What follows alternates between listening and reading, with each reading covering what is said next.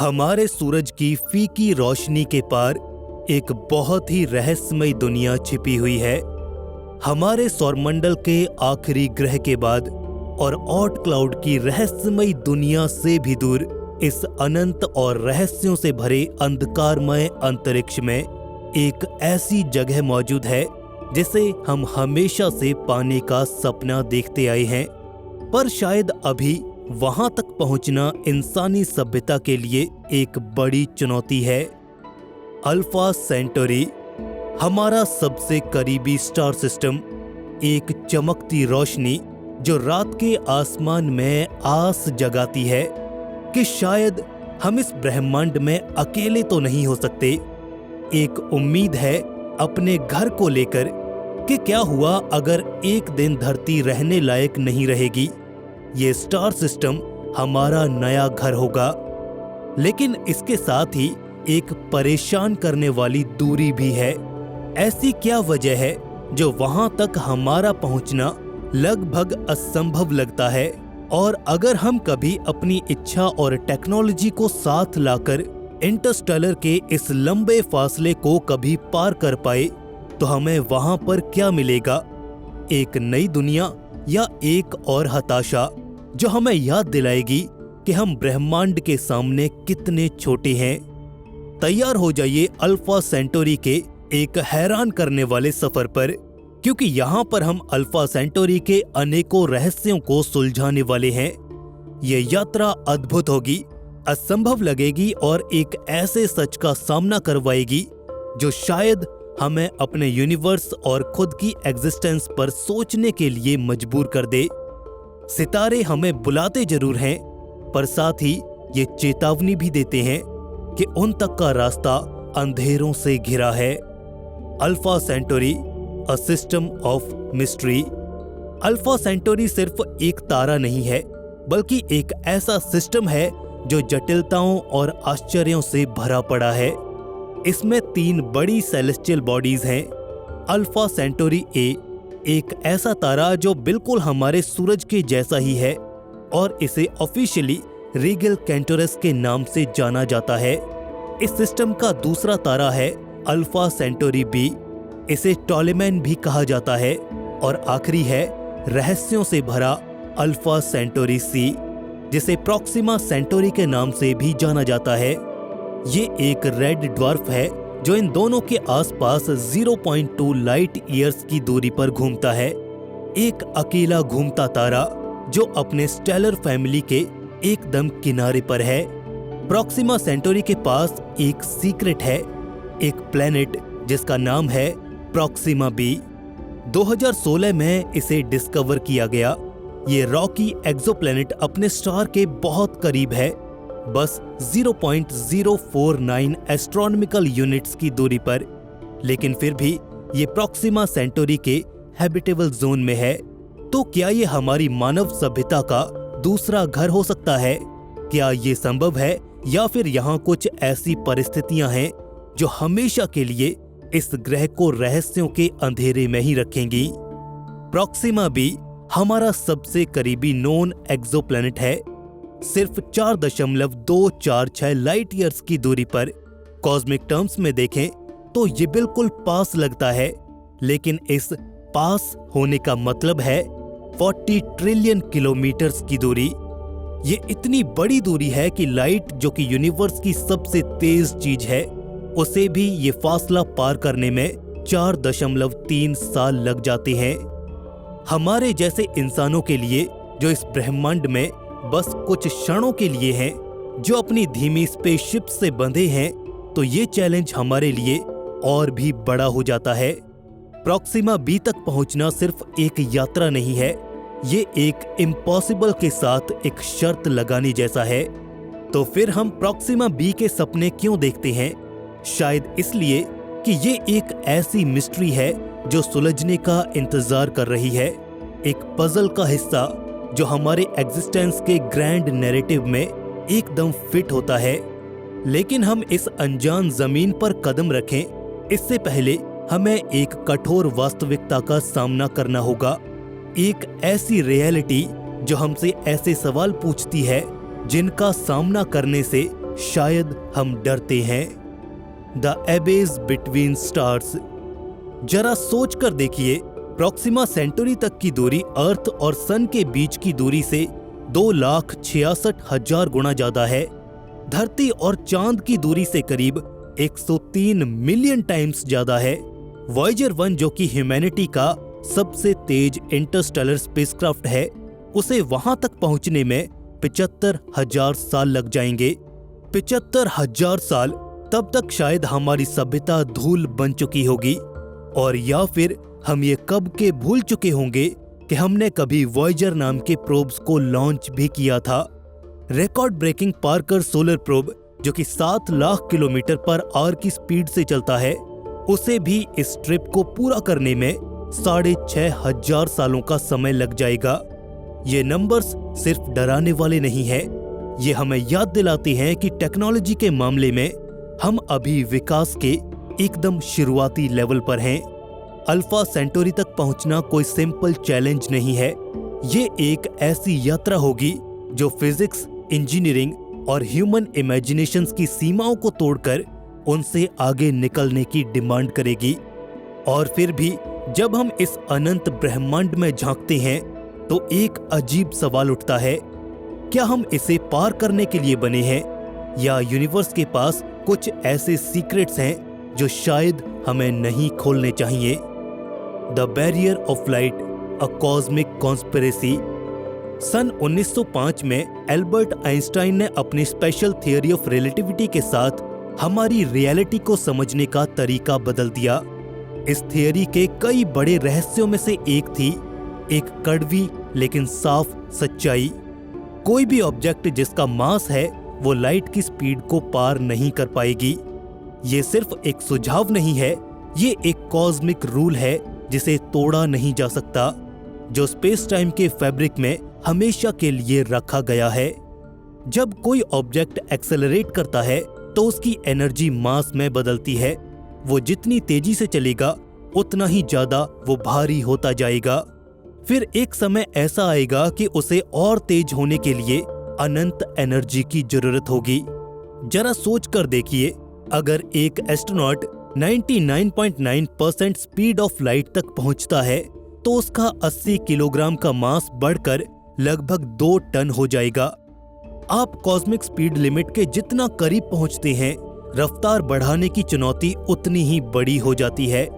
Light की speed पार करना किसी इनफाइनाइट हाइट की दीवार के ऊपर से छलांग लगाने जैसा है। कोई भी शक्ति, कोई भी पावर आपको दूसरी तरफ लेकर नहीं जा सकती। अगर हम लाइट की स्पीड तक पहुंच भी जाएं, तो भी प्रॉक्सिमा सेंटोरी की यात्रा लगभग 4.3 साल लेगी। लेकिन ये तो एक बेस्ट केस सिनेरियो है, एक सपना जो वास्ट एनर्जी रिक्वायरमेंट्स और फिजिक्स के नियमों की वजह से लगभग असंभव लगता है। ऐसी स्पीड्स तक पहुंचना सिर्फ एक टेक्नोलॉजिकल चैलेंज नहीं है, ये रियलिटी के मूल रूप और सिद्धांतों के खिलाफ एक जंग है जिसे जीतना भी हमारे लिए असंभव है। A glimmer of hope, time dilation. और फिर भी ये ब्रह्मांड पैराडॉक्सेस से भरा पड़ा है। जब एक स्पेसशिप लाइट की स्पीड के करीब चलती है तो एक अजीब फिनोमिनन होता है, टाइम डायलेशन। एक स्पेसक्राफ्ट जो प्रॉक्सिमा सेंटोरी की तरफ रिलेटिविस्टिक स्पीड पर जा रहा है तो उसके क्रू के लिए समय धीरे बहता है। जमीन पर से देखने वाले ऑब्जर्वर के लिए ये यात्रा कई दशकों या सदियों लंबी लग सकती है, लेकिन स्पेसक्राफ्ट के अंदर के ट्रैवलर्स के लिए ये सिर्फ कुछ सालों जैसी लगेगी। लेकिन टाइम डायलेशन सिर्फ एक सब्जेक्टिव कंप्रेशन नहीं है। जरा सोच कर देखिए, एक स्पेसक्राफ्ट जो 95% स्पीड ऑफ लाइट तक पहुंच जाता है, जमीन के ऑब्जर्वर के लिए प्रॉक्सिमा सेंटोरी का फासला जो कि 4.246 लाइट ईयर्स है, वहां तक पहुंचने में करीब 4.47 साल लगेंगे। लेकिन क्रू के लिए टाइम डायलेशन की वजह से ये यात्रा सिर्फ 1.39 सालों की लगेगी। जितनी तेज स्पेसक्राफ्ट चलेगा, ये अंतर उतना ही छोटा होता जाएगा। लेकिन अगर स्पेसक्राफ्ट 99.9% स्पीड ऑफ लाइट पर चलता है तो क्रू को 1 साल की जर्नी में सिर्फ 2 हफ्तों का समय लगेगा। और अगर स्पीड 99.999999% स्पीड ऑफ लाइट हो जाए तो एक ऐसा सफर जो हजारों लाइट ईयर्स का होगा वो क्रू के लिए सिर्फ कुछ दशकों में ही खत्म हो जाएगा या उससे भी पहले। ये फिनोमिनन एक गहरा सवाल उठाता है, क्या रिलेटिविस्टिक ट्रैवल इंटरस्टेलर एक्सप्लोरेशन का रास्ता खोल सकता है? शायद। लेकिन टाइम डायलेशन एक चमत्कार नहीं है। ऐसी स्पीड्स तक पहुंचने के लिए रिक्वायर्ड एनर्जी भी अनइमेजिनेबल है। और जो खतरे हैं जैसे कि हाई एनर्जी पार्टिकल्स के साथ कोलिजन, लीथल रेडिएशन और इंटरस्टेलर मैटर के डिस्ट्रक्टिव इंटरैक्शन, ये सभी चैलेंजेस अभी बहुत बड़े हैं। ऐसी स्पीड्स पर तो इंटरस्टेलर गैस का एक पतला सा लेयर भी एक डेडली प्लाज्मा बन जाएगा, स्पेसक्राफ्ट और उसके क्रू दोनों के लिए। खाली स्पेस जो कभी एक शांत और एकदम खाली इलाका लगता है, वो एक इनविजिबल बैटल ग्राउंड बन जाएगा, एक ऐसी रणभूमि जिसमें अभी तक कोई स्पेसक्राफ्ट सरवाइव नहीं कर सका। टाइम डायलेशन एक प्रॉमिस तो रखता है दूर के सितारों तक पहुंचाने का, लेकिन ये अपने साथ एक गहरे और रहस्यों भरे बैरियर्स को भी लेकर आता है। Limitations of time dilation. जैसा कि हमने पहले देखा, एक मास को लाइट की स्पीड के करीब लेकर जाने के लिए प्रैक्टिकली इनफाइनाइट एनर्जी की जरूरत होगी। अभी तक हमें ऐसा कोई प्रपल्शन सिस्टम नहीं मिला जो इसे संभव बना सके। और अगर किसी तरह से एनर्जी की इस समस्या को सुलझा भी लिया जाए, तब भी एक स्पेसशिप जो लाइट की स्पीड के करीब चलेगी, उसके लिए स्पेस बहुत ही खतरनाक जगह बन जाएगी। स्पेस खाली नहीं है, ये असल में अनगिनत वॉन्डरिंग एटम से भरा पड़ा है, जो कभी कभी कॉम्प्लेक्स फॉर्म्स में गैस और डस्ट क्लाउड्स, गैलेक्सीज, स्टार्स और प्लैनेट्स के रूप में जमा हो जाती हैं, और कभी कभी अकेले एटम्स बनकर इस अनंत ब्रह्मांड में भटकते रहते हैं। एक क्यूब सेंटीमीटर स्पेस में दो हाइड्रोजन के एटम्स के बीच कोलिजन की प्रोबेबिलिटी एक अलग बात है, और स्पेसशिप की जर्नी के दौरान पार्टिकल्स के एक इनॉर्मस फ्लो की स्पेसशिप से टकराने की सर्टेनिटी एक बिल्कुल ही अलग बात है।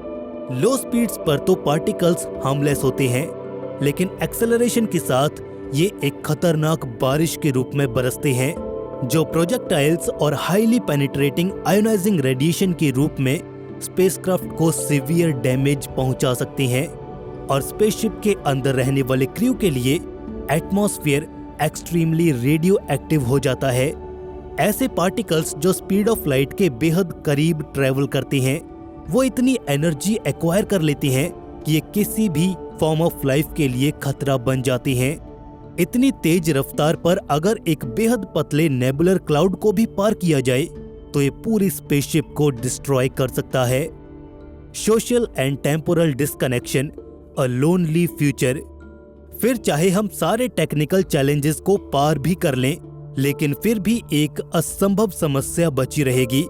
टाइम डायलेशन का स्पेसशिप और होम प्लैनेट के संबंधों पर एक विनाशकारी असर होगा। रिलेटिविस्टिक शिप पर सवार क्रू के लिए समय बहुत तेजी से धीमा होगा, लेकिन वहीं धरती पर घड़ी अपने यूजुअल गति से ही चलती रहेगी। जो समय क्रू के लिए सिर्फ 11 साल के जैसा फील होगा, वो धरती पर छोड़े गए लोगों के लिए लाखों या करोड़ों सालों में बदल जाएगा। ये कठोर सच एक एग्जिस्टेंशियल डायलेमा को हमारे सामने रखता है। एस्ट्रोनॉट्स जो ऐसे सफर पर निकलेंगे, उन्हें अपनी दुनिया, परिवार, दोस्तों और उनकी संस्कृति तक हमेशा के लिए छोड़कर जाना होगा, और जब वे वापस लौटेंगे, धरती उनके लिए बिल्कुल बदल चुकी होगी, या शायद रहने के लायक भी नहीं रहेगी। वो सोसाइटी जो एक समय उन्होंने छोड़ी थी, वो समय की रेत में खो चुकी होगी, या तो किसी एलियन रूप में बदल गई होगी, और या फिर पूरी तरह से खत्म हो चुकी होगी। स्पेसशिप एक एक्सप्लोरेशन का माध्यम न होकर एक अकेला समय और स्पेस में भटकती उनकी एक छोटी सी दुनिया बनकर रह जाएगा। ऐसे टेम्पोरल आइसोलेशन का प्रभाव स्टार ट्रेक जैसे काल्पनिक यूनाइटेड फेडरेशन ऑफ प्लैनेट्स के आइडिया में भी देखने को मिलता है। ट्रेड और कॉपरेशन के लिए जरूरी कल्चरल और टेक्नोलॉजिकल सिंक्रोनाइजेशन बिखर जाएगा, क्या एक कॉमर्शियल एंटरप्राइज के पास ये मोटिवेशन होगा कि वो एक ऐसी जर्नी पर कार्गो भेजे जिसका सेंडर से फिर कभी कोई कनेक्शन ही न हो? ऐसी यात्रा एक सौदा नहीं बल्कि एक ऐसा कार्गो बन जाएगी जिसका ना तो कोई मालिक है और ना ही कोई मंजिल। आइंस्टाइनियन रिलेटिविटी के नियमों के तहत ऐसी जर्नीज पर निकलने वाला कोई भी स्पेसशिप असल में एक सेल्फ सस्टेन्ड दुनिया बन जाएगी, अपने ओरिजिन से बिल्कुल अलग, अपने पर्पस से भटकती हुई। तो क्या ये सैक्रिफाइस वर्थ होगा? ये उदासी भरा निष्कर्ष एनरिको फर्मी के प्रसिद्ध पैराडॉक्स के साथ अच्छी तरह अलाइन होता है।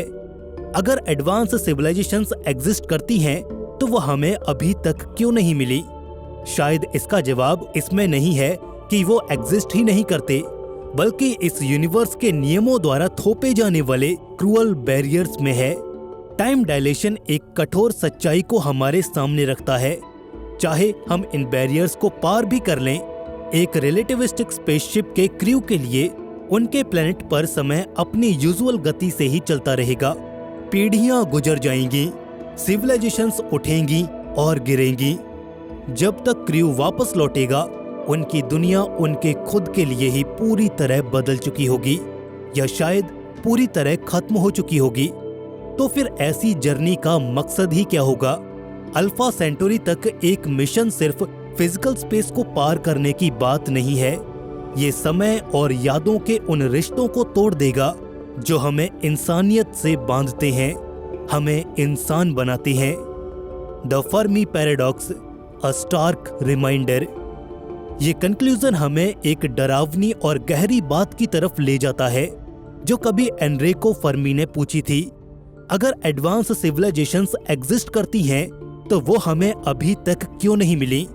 शायद इसका जवाब उन्हीं लिमिटेशंस में छिपा है जिनका हम सामना करते हैं। सितारों के बीच जो दूरियां हैं, वो सिर्फ स्पेस की मेजरमेंट्स नहीं है, वो आइसोलेशन के मजबूत किले की तरह है। ये नेचर द्वारा बनाए गए कुछ ऐसे बैरियर्स हैं जिन्हें शायद ही कोई तोड़ने की कोशिश करेगा। ये बैरियर्स शायद हर एक सिविलाइजेशन को उसके अपने सेलेस्टियल बैकयार्ड तक ही सीमित कर देते हैं, जहां इंटरस्टेलर एक्सपेंशन के सपने किसी कमजोर पड़ चुकी लौ की तरह जलते और आखिर बुझ जाते हैं।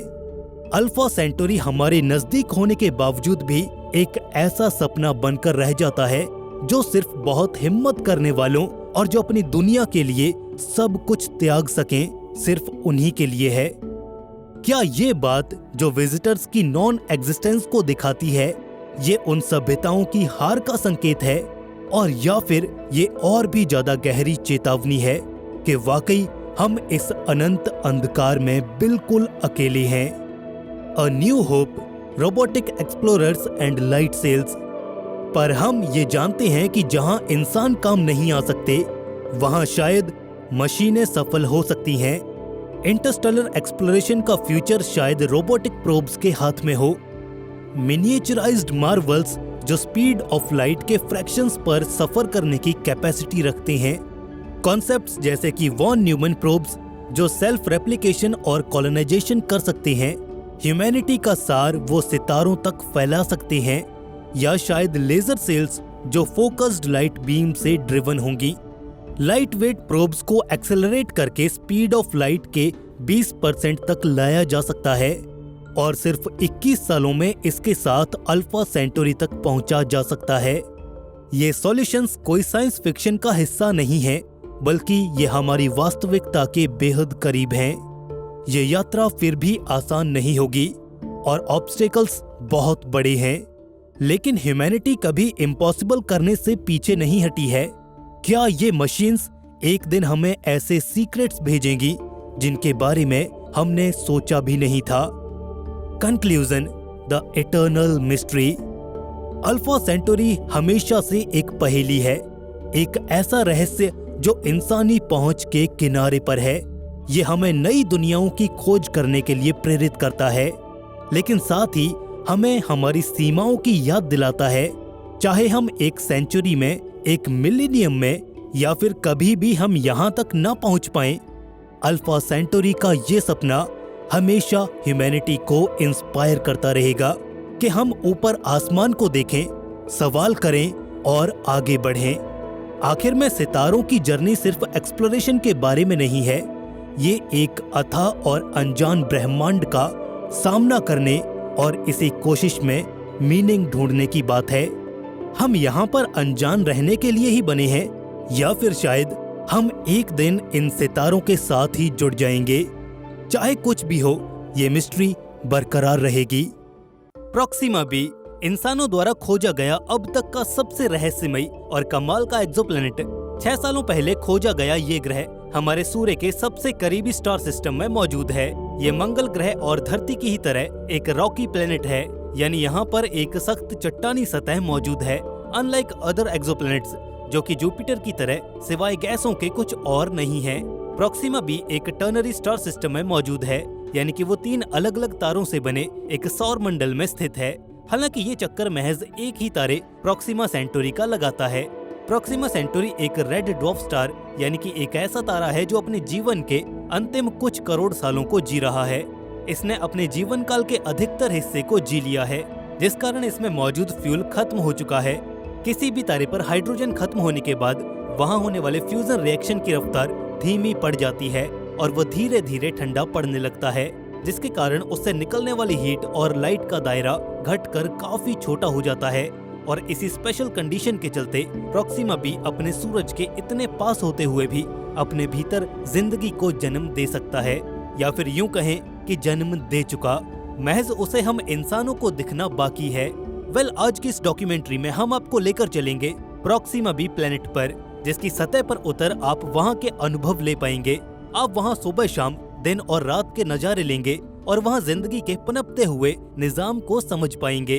और साथ ही दोस्तों, इस दिवाली हम अपने दर्शकों के लिए लाए हैं ढेर सारे अमेजिंग दिवाली गिफ्ट्स, तो इस वीडियो को एकदम अंत तक जरूर देखिएगा। तो क्या आप हैं तैयार इस हैरत अंगेज सफर का हिस्सा बनने के लिए? अगर हाँ तो जरा अपनी पेटियां याद से कस लीजिए, क्योंकि हमारी ये यात्रा ढेरों खतरों और मुसीबतों से होकर गुजरेगी। हम हैं फिलहाल अपने घर यानी कि धरती पर। यहाँ से सबसे पहले हमें रुख करना होगा बाहरी अंतरिक्ष यानी कि आउटर स्पेस का, जो कि पृथ्वी की सतह से 100 किलोमीटर की ऊंचाई पर है। इस सीमा को कैरमन लाइन के नाम से जाना जाता है। ये वो इलाका है जहाँ धरती के वायुमंडल का आखिरी सिरा आकर मिलता है और इसके बाद स्पेस के हार्श और टफ वेदर की शुरुआत होती है। धरती से यहाँ तक पहुँचने में हमें लगे महज 3.5 मिनट। इसके बाद हम बढ़ते हैं अपनी अगली मंजिल की ओर, जिसे इंटरनेशनल स्पेस स्टेशन कहते हैं। ये अर्थ के सरफेस से करीब 400 किलोमीटर की ऊंचाई पर है। यूजुअली यहाँ तक पहुँचने में हमें 2 दिनों का वक्त लग जाता है, मगर हम अपने इस सुपरसोनिक रॉकेट से यहाँ महज 29 घंटों में ही पहुँच गए। अब बारी है हमारी नेक्स्ट डेस्टिनेशन मून की, जहाँ पहुँचने में हमें लगेंगे पूरे 2.5 दिन। बाकी अब आप अपनी रजाइयाँ निकाल सकते हैं, क्योंकि अब हम लिटरली आउटर स्पेस में ट्रैवल कर रहे हैं, जहाँ एक्सट्रीम टेम्परेचर्स आपको जमा सकते हैं और एट द सेम टाइम जला भी सकते हैं। But thanks to the science, हमारा ये स्पेसक्राफ्ट तमाम तरह की थर्मल प्रोटेक्शन से लैस है, जिस कारण हमें ना ही सन के रेडिएशन से और ना ही आउटर स्पेस के एक्सट्रीम कोल्ड से कोई ज्यादा फर्क पड़ेगा। अरे देखते ही देखते ये 2.5 दिन कब बीत गए पता ही नहीं चला। अब हम अर्थ की ऑर्बिट को छोड़ मून के नजदीक से फ्लाई बाय करेंगे। सो get ready for a magnificent view.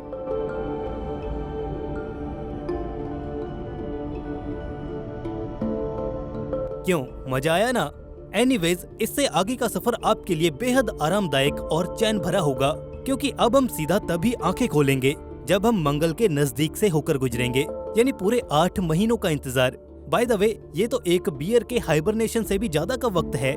वैसे ये एक इमेजिनरी सिचुएशन है जहाँ सारे प्लैनेट्स और सोलर सिस्टम एक स्ट्रेट लाइन अलाइनमेंट में आ चुके हैं, जिसके चलते हम अपने इस सफर में इन सभी को एक साथ देखते हुए आगे बढ़ रहे हैं। और साथ ही हम यहाँ पर ये भी इमेजिन करके चल रहे हैं कि प्रॉक्सिमा सेंटोरी के लिए हमारी शॉर्टेस्ट ट्रैजेक्टरी कुछ ऐसे ही स्ट्रेट लाइन पैटर्न में पड़ती है। तो आप इन बातों को ज्यादा सीरियसली मत लीजिएगा, बस इस सिमुलेशन के मजे उठाइए, बाकी सब हम पर छोड़ दीजिए।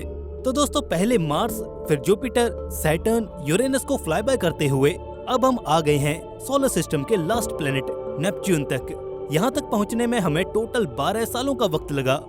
ये स्पीड ऑलरेडी एग्जिस्टिंग रॉकेट्स के रेफरेंस पर है, पर अगर यही हम कुछ एक्सपेरिमेंटल और फिलहाल रिसर्च स्टेज में मौजूद कुछ और रॉकेट्स का यूज करते तो शायद ये वक्त 8 साल तक भी आ सकता है अंडर द सेम कंडीशंस। बाकी इससे आगे का सफर कहीं ज्यादा वक्त लेने वाला है, तो अब आप अपनी अपनी सीटों पर बिल्कुल इत्मीनान से बैठ जाइए, क्योंकि अब हमारा ये सफर काफी शांति से बीतने वाला है। हालांकि बीच बीच में हमारा कई एस्टेरॉयड से सामना होगा, मगर हम अपने स्पेसशिप का हैंडल मोड़कर मैन्यूवर कर लेंगे। बाकी अगर प्रॉक्सिमा सेंटोरी तक जाने की फिजिबिलिटी पर बात करें तो फिलहाल के लिए ये चीज नेक्स्ट टू इम्पॉसिबल है।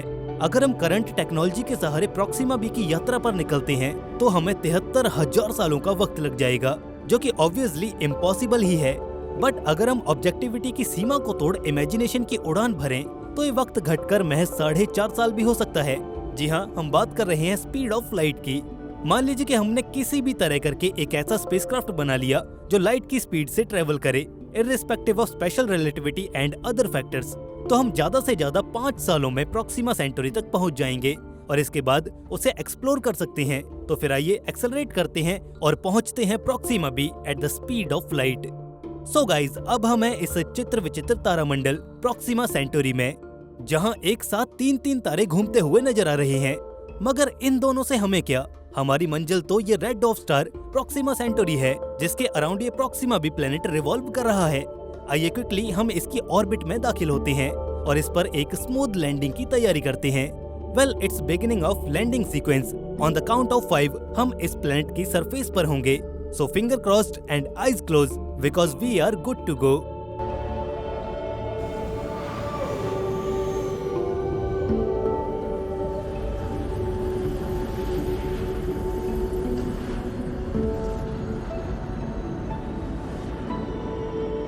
दोस्तों, हम उतर आए हैं इस ग्रह की सतह पर। आइए इस पर अपना पहला कदम रखते हैं। तो प्रॉक्सिमा बी की सतह पर उतरने वाला पहला इंसान कौन बनेगा? वेल, इस बात का फैसला हमारा कमेंट बॉक्स करेगा। जाइए वहां जल्दी से अपने नाम के झंडे बुलंद कर दीजिए और चलिए इसके साथ हम अपनी इस ट्रिप को भी कामयाब करते हैं। आसमान की ओर देखने पर यह नजारा कुछ ऐसा दिखता है। यहाँ सबसे ज्यादा ब्राइट होगा इस प्लेनेट का होस्ट स्टार प्रॉक्सिमा सेंटोरी। वहीं इस स्टार सिस्टम के 2 और मेजर स्टार्स भी एक ब्राइट अपीयरेंस रखते हैं, लिहाजा इस बेहद अजीबोगरीब एलिप्टिकल ट्रेजेक्टरी के चलते उनका नजारा बेहद फीका और झिलमिलाता सा होगा। अब क्योंकि ये प्लेनेट आकार और वजन में काफी हद तक हमारी पृथ्वी के जैसा ही है, यही कारण है कि हमें यहाँ पर काफी हद तक सेम ज्योग्राफी देखने को मिलेगी। इस प्लेनेट की कॉम्पोजिशन मोस्टली अर्थ की जैसी ही है। जियोमॉर्फोलॉजिकल सर्वे से ये मालूम पड़ता है कि इस प्लेनेट में अर्थ की तरह ही माउंटेन्स, वॉल्केनोज, दर्रे और खाई हैं। हालांकि इसमें कुछ चीजें ऐसी भी हैं जो हमारे ग्रह से बिल्कुल भी मेल नहीं खाती हैं। जैसे ये ग्रह अपने स्टार से टाइडली लॉक्ड है, जिस कारण इसके एक हिस्से में हमेशा दिन रहता है और दूसरे में हमेशा रात। दरअसल इसका मोशन कुछ इस प्रकार है कि हर वक्त इस प्लेनेट का एक फेज उसके होस्ट स्टार की ओर रहता है, जिससे उस इलाके में हमेशा एनर्जी पहुंचती रहती है। वहीं उसके उलट मौजूद डार्क साइड में हमेशा अंधेरा और सर्दियां बनी रहती हैं। ऐसे में लाइफ की पॉसिबिलिटीज को लेकर ये बात हमें काफी सताती है। प्रॉक्सिमा बी पर मौजूद इस स्पेशल कंडीशन के कारण ही एक्सट्रीम टेम्परेचर डिफरेंस खड़ा होता है, जिसके चलते यहाँ लाइफ का स्टेबली ग्रो करना थोड़ा सा मुश्किल लगता है। बट यहाँ भी एक बीच का रास्ता मौजूद है। इनफैक्ट बीच का इलाका ही वो पॉइंट है जहाँ ना ज्यादा गर्मी होगी और ना ही ज्यादा सर्दी। ऐसे में वहाँ जीवन आसानी से जन्म ले सकता है। अब क्योंकि ये एक सिमुलेशन है और हम एक आशावादी एक्सप्लोरर्स हैं, इसलिए हमारे अकॉर्डिंग इस प्लेनेट पर एक मोटा वायुमंडल भी होगा, जिसमें बहुत सी गैसें प्रॉक्सिमा बी के इर्द गिर्द एक चादर की तरह लिपटी होंगी। इसी वायुमंडल के निचले स्तर पर पानी के घने बादल भी होंगे जो तरल पानी को बरसाते होंगे, और जब भी ये पानी प्रॉक्सिमा बी की सतह पर बरसता होगा तो उससे पुनः यहाँ वाटर साइकिल का निर्माण होता होगा। हमारी इस स्पेकुलेशन में प्रॉक्सिमा बी पर मौजूद तालाबों, बहती नदियों और उफनते हुए समंदर का नजारा भी शामिल है। हालांकि हम ये संभावना भी नहीं नकार सकते हैं कि इस ग्रह के सूरज से निकलने वाली घातक सोलर फ्लेयर्स इसका बुरा हाल कर देती होंगी। अपने तारे के बेहद नजदीक होने के चलते इस पर अक्सर सोलर रेडिएशन और विध्वंसकारी सोलर फ्लेयर्स का बम्बार्डमेंट होता रहता है, जो इसके वायुमंडल को चीरकर इसके भीतर दाखिल हो जाती होंगी और यहाँ पर पनप रहे जीवन के सूक्ष्म रूप को भी काफी नुकसान पहुँचाती होंगी। इस कदर प्रॉक्सिमा बी के एटमॉस्फेयर को पेनिट्रेट करने वाली ये सोलर फ्लेयर्स इस पूरे प्लेनेट के लाइफ साइकिल को तबाह कर सकती हैं। बट अगर किसी तरह से इस ग्रह का बेहद सघन वायुमंडल अपने आप को बचाए रखने में अगर कामयाब हो जाता है तो यहाँ जिंदगी का आलम कुछ और ही होगा। यहाँ सतह पर तरल पानी भी बहेगा, फिजाओं में सांस लेने के लिए वायु भी होगी और हमें यहाँ सूक्ष्म जीवों का करवट लेता जीवन भी देखने को मिलेगा। वैसे तो हमने अपनी कल्पना के ऐनक से आपको इस ग्रह के नजारे दिला दिए, अब आपकी बारी है अंतरिक्ष के इस अनंत सफर पर निकलने की। मार्स हमेशा से ह्यूमैनिटी के लिए एक फैसिनेशन, डर और आश्चर्य के पीछे की कहानी रहा है। प्राचीन मिथकों से लेकर मॉडर्न साइंस और फिक्शन तक रेड प्लैनेट ने हमेशा हमारी इमेजिनेशंस को आकार दिया है, एक एक्सप्लोरेशन का फ्रंटियर और शायद हम इंसानों के लिए एक नई दुनिया बनाने का सपना भी। रिसेंट स्पेस टेक्नोलॉजी एडवांसमेंट्स और स्पेस एक्स और नासा जैसी स्पेस एजेंसीज का अपने एम्बिशियस प्लान्स के साथ मार्स को कॉलोनाइज करने का आइडिया अब एक हसीन सपने से कहीं ज्यादा एक रियल पॉसिबिलिटी लगने लगा है। लेकिन क्या मार्स को कॉलोनाइज करना ह्यूमैनिटी के लिए एक स्मार्ट मूव होगा, या ये एक ऐसे डम्ब आइडियाज में से एक है जिसे हमें परस्यू नहीं करना चाहिए? मल्टीप्लैनेटरी स्पीसीज बनने का प्रोस्पेक्ट हमें एक्साइटिंग जरूर करता है, लेकिन कई रीजंस हैं जो ये सवाल उठाते हैं कि क्या मार्स ह्यूमन कॉलोनाइजेशन के लिए बेस्ट चॉइस है। प्लेनेट का हॉस्टाइल एनवायरनमेंट, रिसोर्सेज की कमी और इमेंस कॉस्ट और रिस्क की वजह से मार्स पर सेटलमेंट का चैलेंज काफी बड़ा है। इस वीडियो में हम एक्सप्लोर करेंगे कि क्यों मार्स को कॉलोनाइज करना उतना ब्रिलियंट आइडिया नहीं हो सकता जितना हमें लगता है। हम साइंटिफिक, एथिकल और प्रैक्टिकल चैलेंजेस को डिटेल में डिस्कस करेंगे जो रेड प्लैनेट पर एक ह्यूमन कॉलोनी बनाने में इन्वॉल्व्ड होते हैं, और ये समझने का ट्राई करेंगे कि क्या हमारे एफर्ट्स को धरती पर ही लगाना बेटर होगा या मार्स पर। आइए चलते हैं मंगल ग्रह की इस रहस्यमय यात्रा पर, जहां हम मार्स कॉलोनाइजेशन के ड्रीम को क्रिटिकली इवेल्युएट करेंगे और पता लगाएंगे कि ह्यूमैनिटी का भविष्य क्या सही रास्ते पर है। Mars hostile environment. पहला रीजन जो मार्स को कॉलोनाइज करने के आइडिया को ऑब्वियसली एक बैड आइडिया बनाता है, वो है इस प्लेनेट का इनक्रेडिबली हॉस्टाइल एनवायरनमेंट। फोटोज में मार्स थोड़ा धरती के जैसा लग सकता है, लेकिन रियलिटी ये है कि मंगल की दुनिया बहुत ही खतरनाक है, जो ह्यूमन सर्वाइवल के लिए बड़े चैलेंजेस प्रेजेंट करती है। मार्स एक ठंडा प्लेनेट है जहां का एवरेज सरफेस टेम्परेचर लगभग -62 डिग्री सेल्सियस के करीब रहता है। रात के समय ये टेम्परेचर और भी ज्यादा गिरकर -125 डिग्री सेल्सियस के करीब चला जाता है, स्पेशली इसके पोलर एरियाज के करीब। इतने एक्सट्रीम टेम्परेचर में इंसानों के लिए हैबिटेबल एनवायरनमेंट मेंटेन करना बहुत मुश्किल होगा। इस ठंडी दुनिया में हमारे हैबिटेट्स को गर्म रखने और इक्विपमेंट्स को भी फ्रीजिंग से बचाने के लिए हमें बहुत ज्यादा एनर्जी की जरूरत होगी। इसके अलावा अर्थ के कंपैरिजन में मार्स का एटमॉस्फेयर बहुत ही पतला है, जो मोस्टली कार्बन डाइऑक्साइड से बना है। ऑक्सीजन और नाइट्रोजन के ट्रेसेस बहुत कम अमाउंट्स में मौजूद हैं। मार्स का एटमॉस्फेरिक प्रेशर अर्थ के 1% से भी कम है, जो यहाँ के हालातों को और भी ज्यादा चैलेंजिंग बना देगा। बिना स्पेस सूट के कोई भी इंसान इस ग्रह पर बेफिक्र होकर नहीं घूम पाएगा। एक ब्रीदेबल एनवायरनमेंट बनाने के लिए सील्ड हैबिटेट्स की जरूरत होगी, जिसमें life support system oxygen produce करेंगे और एयर प्रेशर मेंटेन करेंगे। ये कॉलोनाइजेशन एफर्ट को और ज्यादा कॉम्प्लेक्स और कॉस्टली बना देता है। हम ये जानते हैं कि धरती पर पानी हमारे जीवन का आधार है, लेकिन मार्स पर लिक्विड वाटर की खूब कमी है। मार्स का ज्यादातर वाटर आइस के फॉर्म में है और या फिर वहाँ की सॉइल के साथ मिक्स हो चुका है। इस वाटर को एक्सट्रैक्ट करना अपने आप में एक बड़ा चैलेंज होगा, जो एडवांस टेक्नोलॉजी और काफी हद तक एनर्जी की बहुत ज्यादा डिमांड करेगा। एक रिलायबल वाटर सोर्स के बिना एक ह्यूमन कॉलोनी सस्टेन करना लगभग इम्पॉसिबल होगा। अगर हम मार्स कॉलोनी की एनर्जी नीड्स को पूरा कर भी पाते हैं, फिर भी मार्स पर रहने की चुनौतियां खत्म नहीं हुई हैं। मार्स के पास ना तो एक ग्लोबल मैग्नेटिक फील्ड है और ना ही कोई थिक एटमॉस्फेयर, जो कॉस्मिक रेडिएशन और सोलर पार्टिकल से हमारे लोगों को वहां पर प्रोटेक्ट करेगा। ये रेडिएशन इंसानों के लिए एक सीरियस हेल्थ इश्यू क्रिएट करेगा।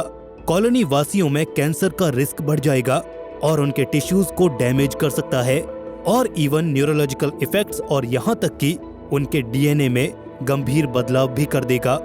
सेटलर्स को रेडिएशन से बचाने के लिए हैबिटेट्स को अंडरग्राउंड बनाना होगा या फिर रेगोलिथ की थिक लेयर्स से कवर करना होगा, जो मार्स पर कॉलोनी बनाने की डिफिकल्टी को और भी ज्यादा एक्सपेंसिव और बड़ा कर देता है। तो कुछ ऐसे हालातों में हमें मंगल पर सरवाइव करना होगा। इंसानों के लिए मंगल पर रहना हर दिन एक नई चुनौती लेकर आएगा। अभी तक तो हमने सिर्फ मंगल की परिस्थितियों के बारे में बात की है, लेकिन इससे भी बुरे हैं वहां के आने वाले भयानक नेचुरल डिजास्टर्स। मार्स अपने मैसिव डस्ट स्टॉर्म्स के लिए जाना जाता है, जो इस पूरे प्लेनेट को कवर कर लेते हैं। ये कुछ हफ्तों या महीनों तक भी चल सकते हैं। ये स्टॉर्म्स मंगल पर आने वाली सनलाइट तक को ब्लॉक कर देते हैं, जिसकी वजह से सोलर पैनल्स की इफेक्टिवनेस कम हो जाती है और पावर जनरेशन मुश्किल हो जाता है। इन तूफानों में उड़ने वाली फाइन डस्ट हमारे इक्विपमेंट्स और हैबिटेट्स में घुसकर मैकेनिकल प्रॉब्लम्स क्रिएट कर सकती है और इंसानों के लिए ये सांस लेने में दिक्कत करने जैसी समस्याएं भी क्रिएट कर सकती है। इन चैलेंजेस को देखते हुए ये तो क्लियर है कि मार्स हम इंसानों के रहने के लिए एक आइडियल एनवायरनमेंट से तो काफी दूर है। प्लेनेट की एक्सट्रीम कंडीशंस यहाँ रहना काफी डिफिकल्ट और डेंजरस बना देती हैं और इनसे निपटने के लिए हमें ऐसी एडवांस टेक्नोलॉजी और रिसोर्स इन्वेस्टमेंट चाहिए होगी जो नियर फ्यूचर में तो रियलिस्टिक नहीं लगती। एनवायरमेंटल चैलेंजेस के अलावा मार्स को कॉलोनाइज करने का आइडिया इमेंस कॉस्ट और रिस्क भी अपने साथ लेकर आता है, जिन्हें ध्यान से कंसिडर करना जरूरी है। रेड प्लैनेट पर ह्यूमन प्रेजेंस को एस्टेब्लिश करना एक मैसिव इन्वेस्टमेंट डिमांड करता है, रिसोर्स, टाइम और मनी के रूप में, और जिसमें सक्सेस की कोई गारंटी नहीं है। मार्स पर ह्यूमंस को भेजना और एक सेल्फ सस्टेनिंग कॉलोनी बनाना ह्यूमन हिस्ट्री के मोस्ट एक्सपेंसिव एंडेवर्स में से एक होगा। क्रूड मिशन के लिए एस्टिमेट्स हैं कि टेंस ऑफ बिलियन से लेकर hundreds of billions of dollars तक का खर्चा आएगा। मिशन के स्केल और स्कोप के ऊपर भी ये डिपेंड करेगा, लेकिन यहाँ पर कॉलोनी बिल्ड करना और भी ज्यादा फंडिंग और टेक्नोलॉजीज और इंफ्रास्ट्रक्चर का डेवलपमेंट डिमांड करेगा। ये कॉस्ट ज्यादातर गवर्नमेंट्स, प्राइवेट कंपनीज और या फिर दोनों के कोलैबोरेशन के जरिए खर्च की जाएगी। लेकिन यहाँ हमारी अर्थ पर भी कई गंभीर मुद्दे हैं, जैसे क्लाइमेट चेंज, पॉवर्टी और हेल्थ केयर। कुछ लोग ये आर्ग्यू करते हैं कि ये फंड्स इन प्रॉब्लम्स को सॉल्व करने में बेटर यूज हो सकते हैं। मार्स कॉलोनाइजेशन में इन्वेस्ट करना रिसोर्सेज को ज्यादा जरूरतमंद जगहों पर इस्तेमाल करने से डाइवर्ट कर देगा, जो कहीं न कहीं हमें ये सोचने पर मजबूर कर देता है कि क्या ये हम धरतीवासियों के साथ न्याय संगत भी होगा। मार्स पर कॉलोनी बनाना एडवांस टेक्नोलॉजीज के डेवलपमेंट की भी डिमांड करेगा, जो या तो एग्जिस्ट नहीं करती या अभी हम इसके बिल्कुल शुरुआती फेज में हैं। Life support systems, radiation shielding, sustainable agriculture और वेस्ट मैनेजमेंट जैसे टेक्निकल हर्डल्स काफी बड़े हैं, जिनके बारे में सोचे बिना हम एक कदम भी आगे नहीं बढ़ा सकते। इन टेक्नोलॉजीज को डेवलप करने में सालों या फिर दशकों लग सकते हैं और इसमें भी सक्सेस की कोई गारंटी नहीं है। टेक्नोलॉजिकल चैलेंजेस के साथ लॉजिस्टिकल चैलेंजेस भी हैं। इक्विपमेंट्स, सप्लाईज और लोगों को मार्स तक पहुंचाना मल्टीपल लॉन्चेस और एक रोबस्ट सप्लाई चेन के बिना पॉसिबल नहीं हो पाएगा, जिसमें हर लॉन्च का खर्चा मिलियंस ऑफ डॉलर होगा। अगर सप्लाई चेन में कोई फेलियर या डिले हुआ तो कॉलोनी के सर्वाइवल के लिए एक बड़ा रिस्क बन जाएगा, जो ये दिखाता है कि मंगल पर रहना कैसे इंसानी जीवन को अनसर्टेन बना देगा। मंगल पर रहना तो अभी बहुत दूर की बात है, लेकिन मंगल तक पहुंचने में ही हमें बहुत सी मुसीबतें मिलेंगी। मंगल तक का सफर और या फिर इस ग्रह पर रहना एस्ट्रोनॉट्स की सेहत को खतरे में डाल देगा। मार्स तक का ट्रिप 6 से 9 महीनों का होगा। इसमें एस्ट्रोनॉट्स माइक्रोग्रेविटी और कॉस्मिक रेडिएशन के सीधे एक्सपोजर में होंगे। इतने ज्यादा समय तक माइक्रोग्रेविटी में रहना मसल लॉस, बोन लॉस और दूसरे अन्य हेल्थ इश्यूज का कारण बन जाएंगे, जबकि रेडिएशन एक्सपोजर कैंसर के रिस्क को बढ़ा देगा। मार्स पर लैंड होने के बाद भी एस्ट्रोनॉट्स को रेडिएशन, एक्सट्रीम टेम्परेचर्स, अकेलेपन और एक ही जगह पर लंबे समय तक रहने के साइकोलॉजिकल चैलेंजेस से गुजरना पड़ेगा। मेडिकल फैसिलिटीज की कमी और इमरजेंसी में धरती पर वापस आना मुश्किल होने की वजह से ये रिस्क और भी ज्यादा सीरियस हो जाते हैं। मार्स कॉलोनाइजेशन के आइडिया के साथ कई एथिकल कंसर्न्स भी जुड़े हैं। इनमें एक मेजर कंसर्न है मार्स के एनवायरनमेंट पर ह्यूमन सेटलमेंट्स का इम्पैक्ट। मार्स अभी वीरान पड़ा है, जहां हमने अभी तक जीवन के कोई निशान नहीं खोजे हैं, लेकिन मंगल पर इंसानों के साथ साथ यहाँ के और जीव जैसे कि बैक्टीरियाज भी मंगल तक पहुंच जाएंगे। एक तो हम ये नहीं जानते कि मंगल के वातावरण में ये म्यूटेट होकर हमारे लिए किस तरह का खतरा बन सकते हैं, और इसके अलावा ये मंगल के वातावरण को भी कॉन्टेमिनेट कर देंगे, जो हमारी फ्यूचर साइंटिफिक रिसर्च में कई बड़ी गड़बड़ियां पैदा कर सकते हैं। साथ ही ऐसे ग्रह पर ह्यूमंस को भेजना जहां सर्वाइवल की कोई गारंटी नहीं है, ये भी एक एथिकल क्वेश्चन खड़ा करता है। कुछ लोग आर्ग्यू करते हैं कि इतने डेंजरस और अनसर्टेन एनवायरनमेंट में लोगों को भेजना इररिस्पॉन्सिबल होगा।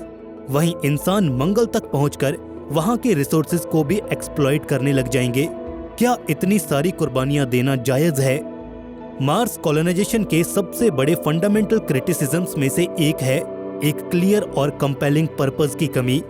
हालांकि मल्टीप्लैनेटरी स्पीसीज बनने का आइडिया अपीलिंग तो लगता है, लेकिन ये अनक्लियर है कि मार्स कॉलोनाइजेशन का प्रैक्टिकल बेनिफिट क्या होगा।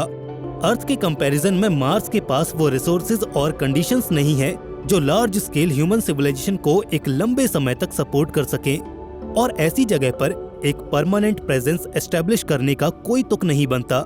कुछ लोग कहते हैं कि मार्स कॉलोनाइजेशन का प्राइमरी मोटिव सिर्फ सिंबॉलिक है, ये साबित करने की इच्छा कि मानव सभ्यता कुछ बड़ा और एम्बिशियस अचीव कर सकती है। लेकिन बिना एक क्लियर और फिजिबल गोल के इस एंडेवर के इमेंस कॉस्ट और रिस्क को जस्टिफाई करना बहुत मुश्किल है। इन फैक्टर्स को देखते हुए ये सोचना जरूरी है कि क्या हमारे एफर्ट्स और रिसोर्सेज किसी और जगह पर ज्यादा बेहतर यूज हो सकते हैं। मार्स कॉलोनाइजेशन पर फोकस करने के बजाय हम अर्थ के चैलेंजेस को एड्रेस करने में या स्पेस एक्सप्लोरेशन, दूसरे कोई और सेटलमेंट्स या फिर फिजिबल ऑप्शंस एक्सप्लोर करने में इन्वेस्ट कर सकते हैं। Alternative options for space exploration. Mars colonization के इतने सारे ड्रॉबैक्स होने के बावजूद स्पेस एक्सप्लोरेशन और सेटलमेंट्स के ऐसे कई अल्टरनेटिव्स हमारे पास मौजूद हैं जो नियर फ्यूचर में ज्यादा फिजिबल हैं और हमें इमीडिएट बेनिफिट्स भी प्रोवाइड कर सकते हैं। मार्स कॉलोनाइजेशन का एक प्रॉमिसिंग अल्टरनेटिव है हमारे चांद पर ह्यूमन प्रेजेंस को एस्टेब्लिश करना। मून हमारी अर्थ के काफी करीब है, जो इस तक पहुंचना आसान और कॉस्ट इफेक्टिव बना देता है। मून तक का ट्रिप सिर्फ कुछ दिनों का होता है, जबकि मार्स तक पहुंचने में हमें 6 से 9 महीने लग जाते हैं। इतना नजदीक होने की वजह से ल्यूनर कॉलोनी को सप्लाई और सपोर्ट करना ज्यादा आसान हो जाता है, और लॉन्ग ड्यूरेशन स्पेस ट्रेवल से जुड़े कई रिस्क भी काफी हद तक कम हो जाते हैं। मून हमें वैल्यूएबल रिसोर्सेज भी ऑफर करता है, जैसे वाटर आइस, जो ड्रिंकिंग वाटर, ऑक्सीजन और रॉकेट फ्यूल बनाने के लिए यूज किया जा सकता है। एक ल्यूनर कॉलोनी फ्यूचर में मार्स और इसके बाद के ग्रहों को एक्सप्लोर करने के लिए एक स्टेपिंग स्टोन की तरह काम कर सकता है। एक और अल्टरनेटिव है स्पेस स्टेशंस को हैबिटेबल बनाना, या तो अर्थ ऑर्बिट में और या फिर सोलर सिस्टम की अन्य जगहों पर, जैसे कि लैग्रांज पॉइंट्स। ये space stations scientific research, manufacturing और टूरिज्म के लिए एक अच्छा प्लेटफॉर्म हो सकते हैं, और इसके अलावा मून, मार्स और स्पेस एक्सप्लोरेशन के लिए एक बेस भी बन सकते हैं। देखा जाए तो स्पेस स्टेशंस के प्लैनेटरी कॉलोनीज के ऊपर काफी ज्यादा एडवांटेजेस हैं। इन्हें ऐसे एनवायरनमेंट्स में लोकेट किया जा सकता है जहां टेम्परेचर्स स्टेबल होते हैं और कांस्टेंट सनलाइट मिलती रहती है, जो सोलर पावर जनरेशन और एनर्जी नीड्स के लिए जरूरी है। इन्हें इजीली रीसप्लाई और मेंटेन भी किया जा सकता है, जो लॉन्ग ड्यूरेशन स्पेस मिशन से जुड़े कई खतरों को कम कर देता है। प्लैनेट्स को कॉलोनाइज करने के बजाय हम एस्टेरॉइड्स को माइन करने पर भी फोकस कर सकते हैं, ताकि वैल्यूएबल रिसोर्सेज को एक्सट्रैक्ट किया जा सके। कई एस्टेरॉइड्स मेटल्स और मिनरल्स का भंडार होते हैं, जैसे आयरन, निकल, प्लेटिनम और गोल्ड, जो मैन्युफैक्चरिंग और कंस्ट्रक्शन के लिए यूज किए जा सकते हैं। एस्टेरॉइड माइनिंग स्पेस एक्सप्लोरेशन के लिए एक sustainable source of raw materials provide कर सकती है, और अर्थ बेस्ड रिसोर्सेज पर रिलायंस को भी कम किया जा सकता है। इससे धरती पर जंगलों की कटाई और या फिर दूसरे कई एक्सप्लॉयटेशंस को भी रोका जा सकता है। Asteroid mining future space colonization के लिए जरूरी टेक्नोलॉजीज और इंफ्रास्ट्रक्चर, जैसे इन सीटू रिसोर्स यूटिलाइजेशन और एडवांस प्रपल्शन सिस्टम डेवलप करने में मदद कर सकती है। फाइनली, कुछ लोग मानते हैं कि हमारे एफर्ट्स और रिसोर्सेज मार्स कॉलोनाइजेशन प्रोजेक्ट के बजाय अर्थ के चैलेंजेस से निपटने में इस्तेमाल हो सकते हैं, तो इससे धरती को भी बेहतर बनाया जा सकता है। क्लाइमेट चेंज, एनवायरनमेंट और पॉवर्टी से लेकर इनइक्वालिटी तक ऐसे कई मुद्दे हैं जहां पर ध्यान देने की जरूरत है।